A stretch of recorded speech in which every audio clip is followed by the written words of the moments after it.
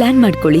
ನೀವೇನ್ ಬಿಸ್ನೆಸ್ ಮಾಡ್ಬೇಕು ಅಂತ ಅನ್ಕೊಂಡಿದೀರಾ ಅದ್ರ ಬಗ್ಗೆ ಒಂದು ಪ್ರಾಜೆಕ್ಟ್ ಫೈಲ್ ಅನ್ನ ರೆಡಿ ಮಾಡಿ ನನಗ್ ಕಳಿಸ್ಕೊಡಿ. ನಾನು ಫೈನಾನ್ಷಿಯಲಿ ನಿಮ್ಗೆ ಸಪೋರ್ಟ್ ಮಾಡ್ತೀನಿ.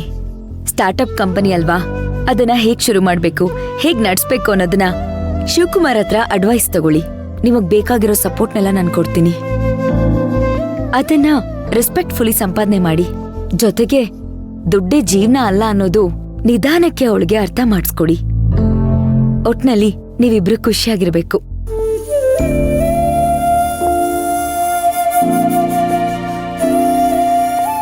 ಯಾಕೆ ಬೇಜಾರಾಯ್ತಾ? ಇಲ್ಲ ಮೇಡಮ್, ನಂದಿನಿ ನಿಮಗೆ ಒಳ್ಳೇದಕ್ಕಿಂತ ಕೆಟ್ಟದ್ದು ಬಯಸೋದೇ ಜಾಸ್ತಿ.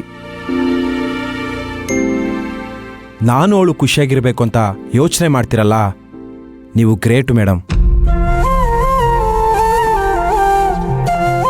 ಸಮಸ್ಯೆಗಳು ಇದ್ದಿದ್ದೆ ಬಿಡಿ, ಆದ್ರೆ ನನ್ ಜೊತೆಲಿರೋರು ಯಾವಾಗ್ಲೂ ಚೆನ್ನಾಗಿರ್ಬೇಕು. ನನ್ಗೆಷ್ಟೇ ಕಷ್ಟ ಬಂದ್ರೂ ಕಮಲಮ್ಮ, ರೂಪ, ಶಿವಕುಮಾರ್, ಬಾಬಣ್ಣ, ನೀವು ಎಲ್ರೂ ಕೂಡ ನನ್ ಜೊತೆಗೆ ಇರ್ತೀರಾ. ನನಗೇನೇ ಆದ್ರೂ ಎಷ್ಟೇ ಕಷ್ಟ ಬಂದ್ರೂ ನಿಮ್ಮನ್ ಯಾರನ್ನೂ ಬಿಟ್ಕೊಡೋದಿಲ್ಲ. ನೀವೆಲ್ಲರೂ ಚೆನ್ನಾಗಿರ್ಬೇಕು. ಮೇಡಮ್, ಅವರೆಲ್ಲರ ಜೊತೆ ನನ್ನನ್ನು ಸೇರಿಸ್ಕೊಂಡಿದ್ದೀರಲ್ಲ, ಅದು ನನ್ನ ಭಾಗ್ಯ ಮೇಡಮ್. ಸರಿ, ನೀವಿನ ಹೊರಡಿ.